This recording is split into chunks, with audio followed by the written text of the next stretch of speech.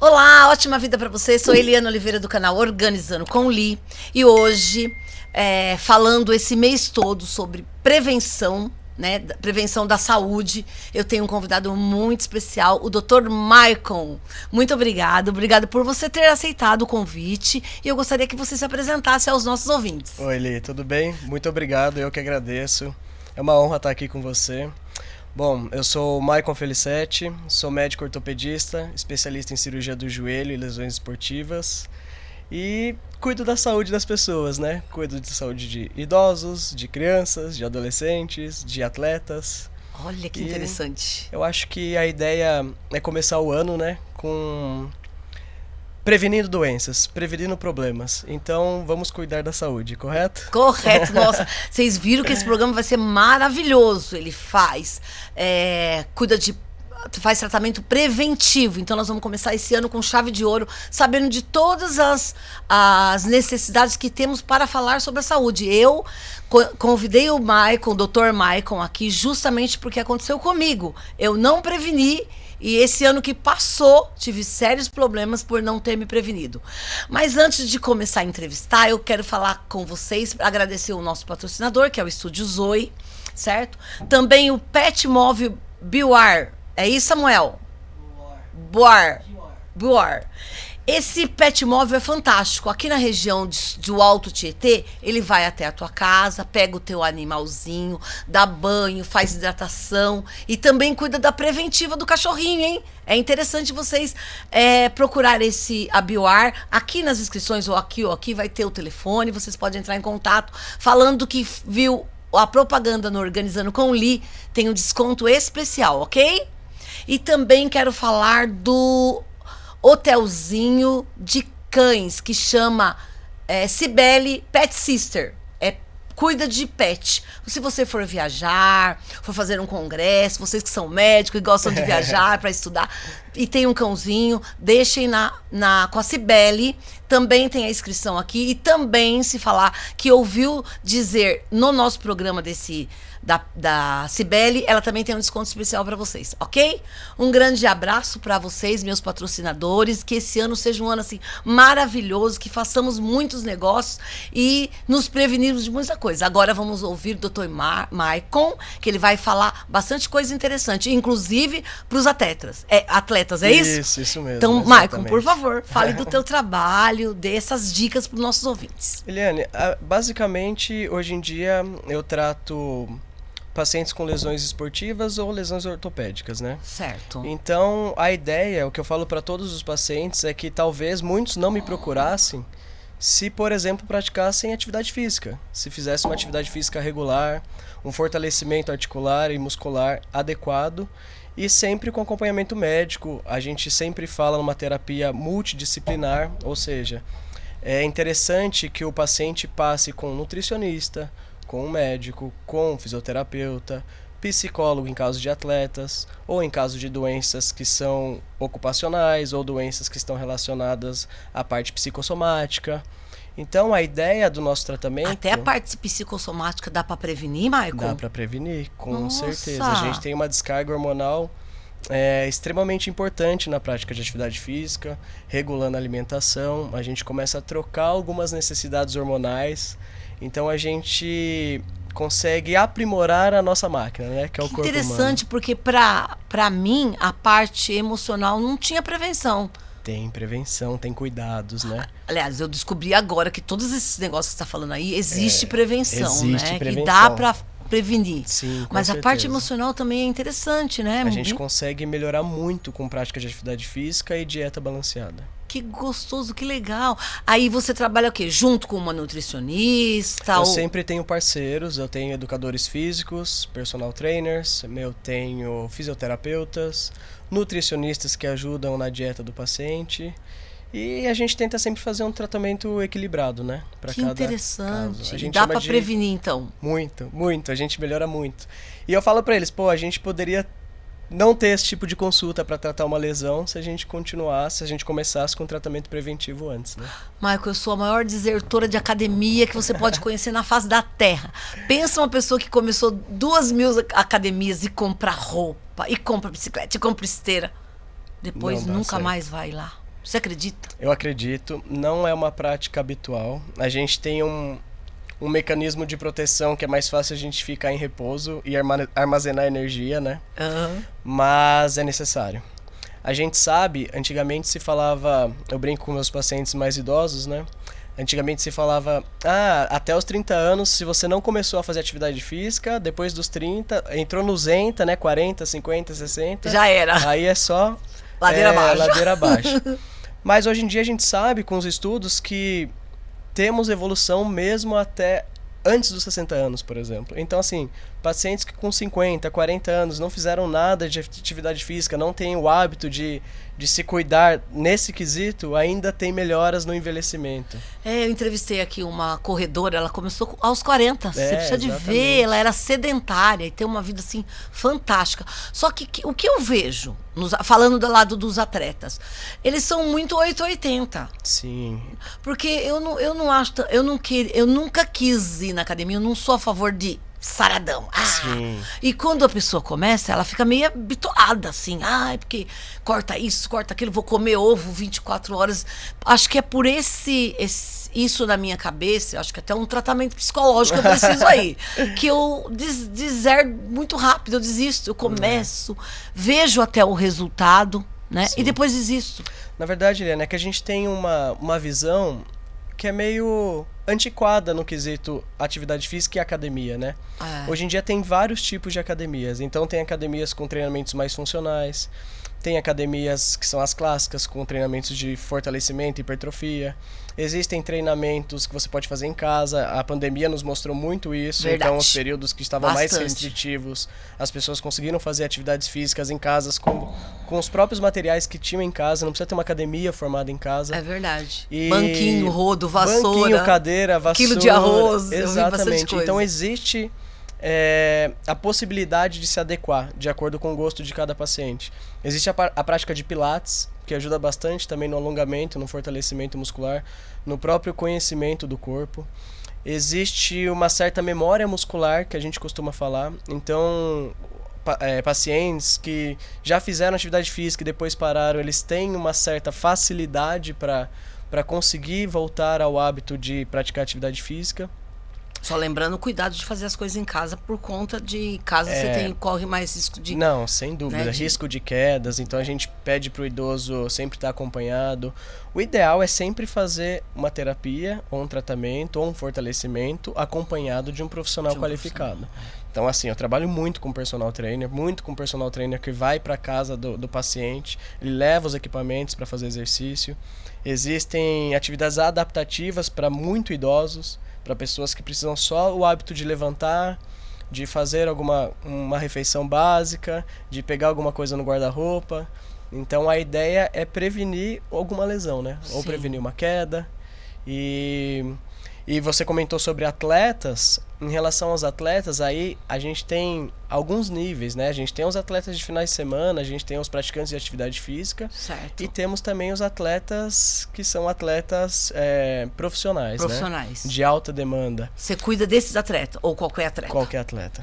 Hoje em dia, grande parte dos meus pacientes cirúrgicos, né, que possuem lesão ligamentar do joelho, lesão meniscal do joelho, são atletas não profissionais, mas que praticam atividade física semanalmente. Certo. E também tem atletas profissionais que...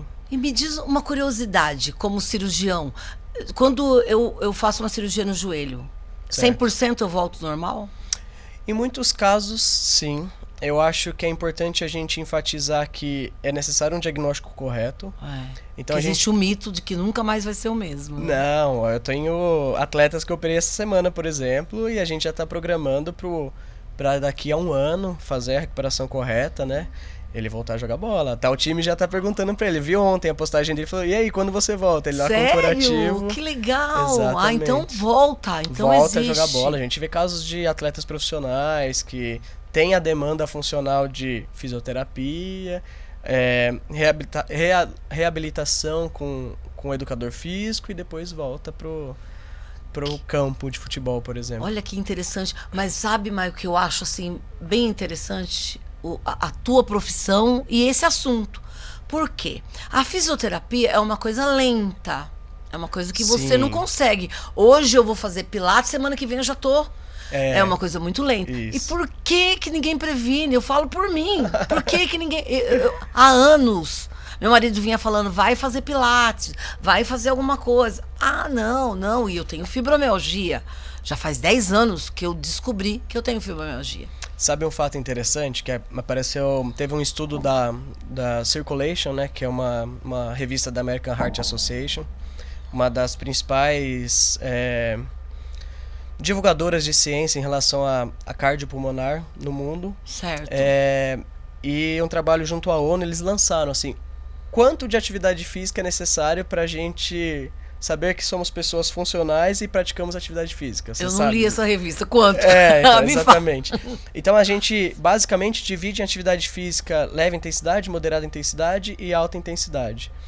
E aí, se a gente vê os números, a gente acha difícil de chegar. Mas basicamente eles pedem para que você tenha uma melhora no sistema circulatório, menos risco de ataque cardíaco, por exemplo, se você fizer cerca de 150 a 300 minutos de atividade semanal, alta demanda, com alta intensidade. Caramba, tudo Ou não é muito? De 300 a 600 minutos de moderada intensidade. Mas isso pra serve que para idade? crianças também, não só para adultos. Uau! As crianças também aumentaram.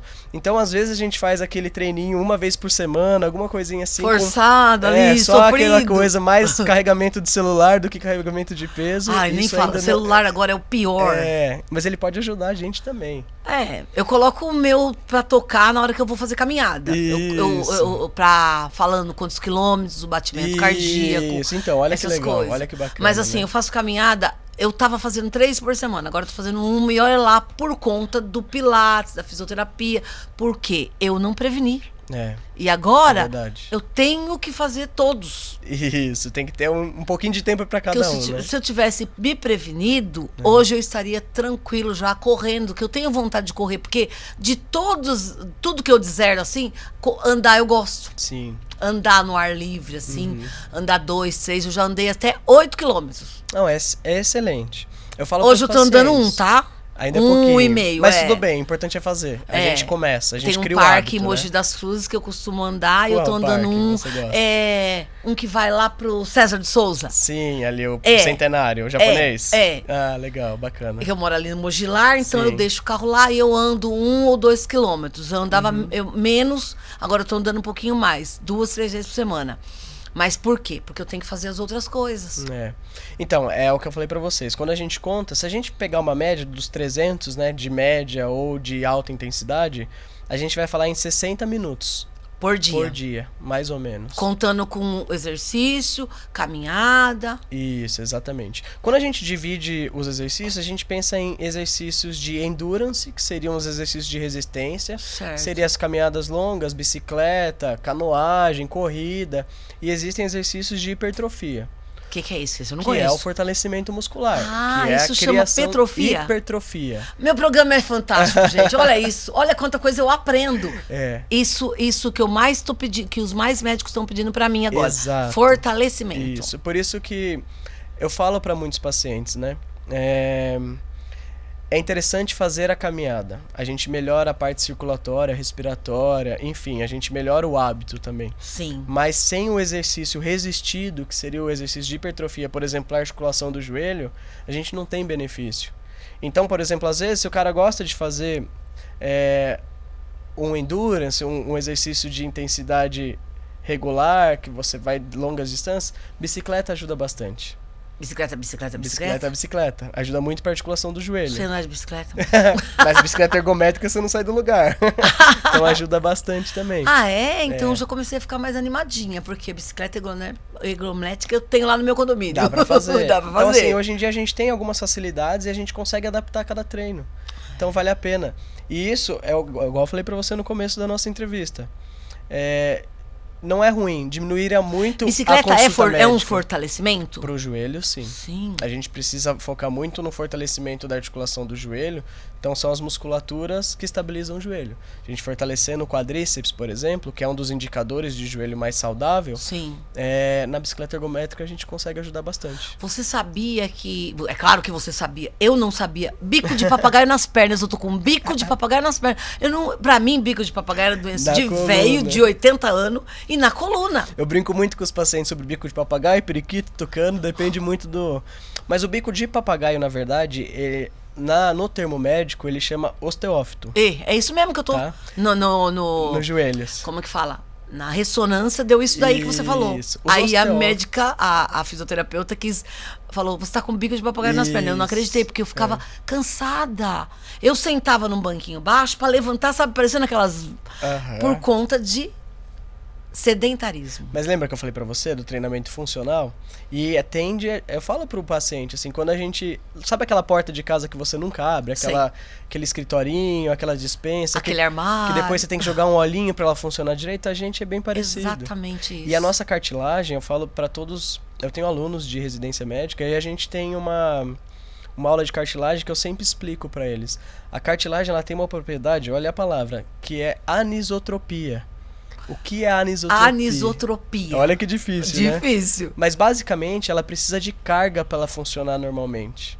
Então ela precisa de um certo impacto controlado para que ela tenha a função dela. Aí o fortalecimento, O fortalecimento ajuda. Algumas atividades de impacto, corridas leves, moderadas, algumas coisas podem ajudar, claro, para pacientes que ainda não têm lesão. Certo. Quando o paciente tem lesão, aí precisamos talvez evitar alguma atividade de impacto e adaptar para outro tipo de atividade.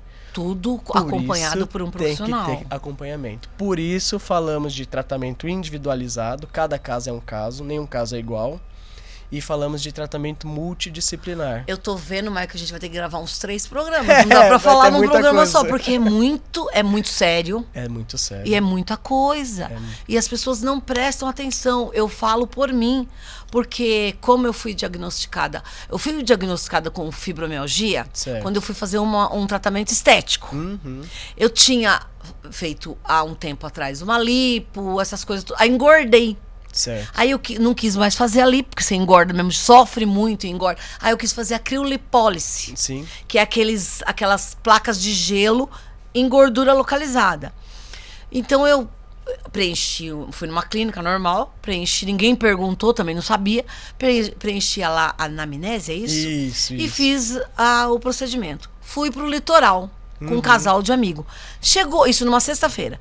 Aí comecei a ficar estranha. Sabe como eu me sentia? Como se eu tivesse me tirado a energia. Sério? Fui ficando quietinha. Minha vontade era ficar quietinha, assim. Depois, isso foi numa sexta-feira.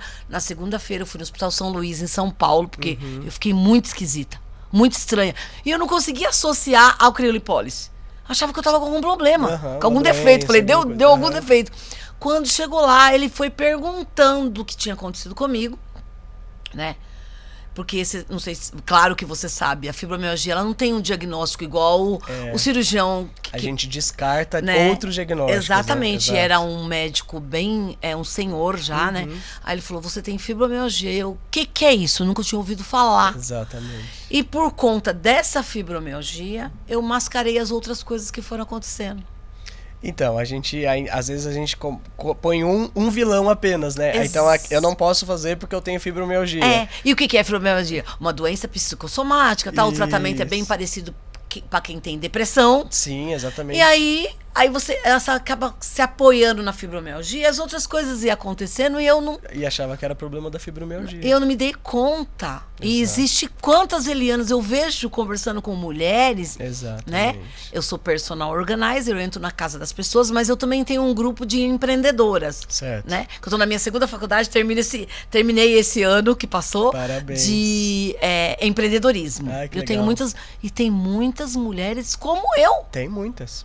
Que tem umas que estão andando de bengalinha, com dor nova. Extremamente limitadas, sem tratamento. Aí, e eu que agora tô aprendendo, né? Eu falei, mas não precisa andar de bengala, tem que fazer fortalecimento, mas eu não aguento, eu tô com dor. Como que eu vou com dor? Olha que interessante. todo dia no consultório esse tipo de Por favor, de fala sobre questionamento. isso, que é com dor que você tem que ir mesmo. É que eu falo para os tinha pacientes. que ter antes, né? Exatamente. A gente, lógico, previne, mas hoje em dia a gente trata muita coisa também. Já que né? não foi antes. Então, assim, a ideia é a gente tem que ponderar os casos, né? Se são lesões que... A fibromialgia nem tanto, mas se são lesões que não podem fazer atividade física, a gente segura. Mas lesões que podem e devem ser feito o fortalecimento, elas vão ajudar. E a dor ela vai ser controlada pelo profissional. Então o educador físico que estiver te acompanhando, ou o fisioterapeuta na aula de pilates que estiver acompanhando, ele vai saber o limite. Então por isso que é necessário a gente ter um acompanhamento de um profissional. Não é aquela história, não, mas tem que ter um profissional. Não, é necessário mesmo. Necessário, porque claro. ele sabe aonde a gente vai chegar no limite, ele entende da patologia e a gente vai passando, né? O médico vai falando pro fisioterapeuta, vai falando com o educador físico conversa com o fisioterapeuta. Então, isso faz com que a gente trate efetivamente a doença do paciente, né? Mas fibromialgia, dos fatores de melhora é o exercício físico. O exercício físico resistido, precisa fazer força. Poxa vida, viu? Tem que começar, eu falo para os pacientes. Desafiador é começar, né? Exato. São criações de hábitos, né? A gente sempre tenta fugir de uma rotina, de um hábito, mas cada vez que a gente foge, a gente percebe que é necessário a gente ter alguns hábitos. Então, um hábito de higiene pessoal, higiene psicológica, a gente precisa cuidar da nossa alimentação e cuidar da nossa máquina, né? Sim. Que é o que nos leva... Quando ele me diagnosticou com fibromialgia, eu fiquei meio assim, porque todo o tratamento da fibromialgia é voltado para o psicológico. Isso, exatamente. Algum trauma, os remédios são mesmo... E você acredita que até hoje eu não procurei um psicólogo? Então, ajuda, vai te ajudar. Né? Vai ter resultados melhores. Por conta disso mesmo. Eu sou resistente a essas coisas. Eu acho que eu sou a super máquina, né? A gente tem uma mania de achar que a gente pode tudo, né? E às vezes a gente não procura auxílio. Essa é a verdade. Eu fiz análise há muitos anos atrás, e aí eu virei amiga do analista, né? E gostei muito. Inclusive, ele parece muito com você. Era um rapaz... Depois, a gente ficou amigo, e depois nos perdemos pelos anos da vida.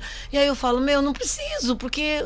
É só eu conversar com alguém, eu vou ficar... Sabe, a gente vai achando que não precisa, mas no fundo essa união do fisioterapeuta, do médico, do nutricionista, para quem é indisciplinada como eu, porque eu falo que eu sou indisciplinada. Eliane, e me diz quantas pessoas não falam assim, mas eu fiz isso e deu certo. Mas minha vizinha falou isso aqui é perfeito.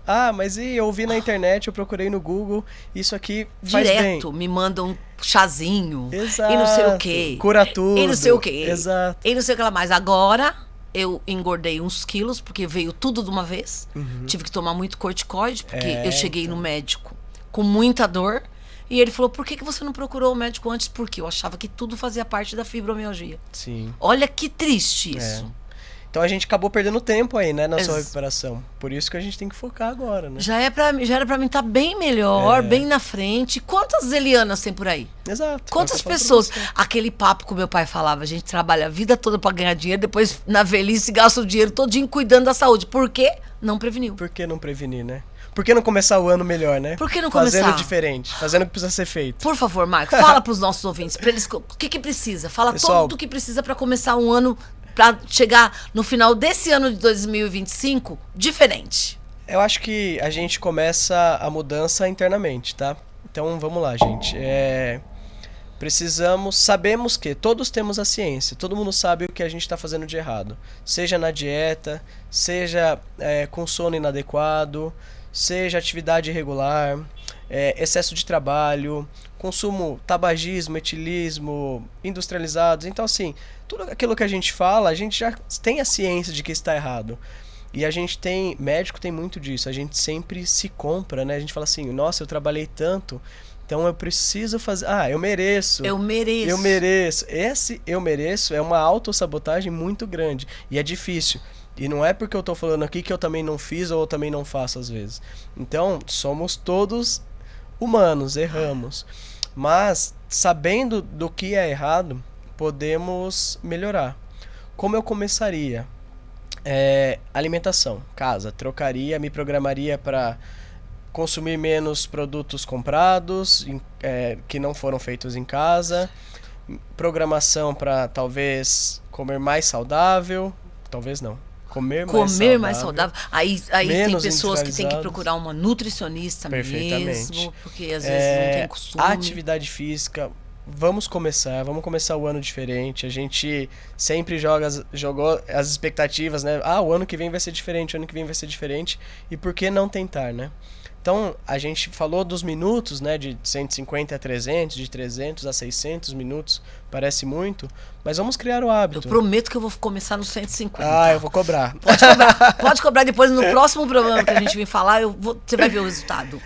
Basicamente, eu começaria por cuidar do nosso sono, cuidar do nosso psicológico, nosso espiritual, eu acho que isso é muito importante. Com certeza.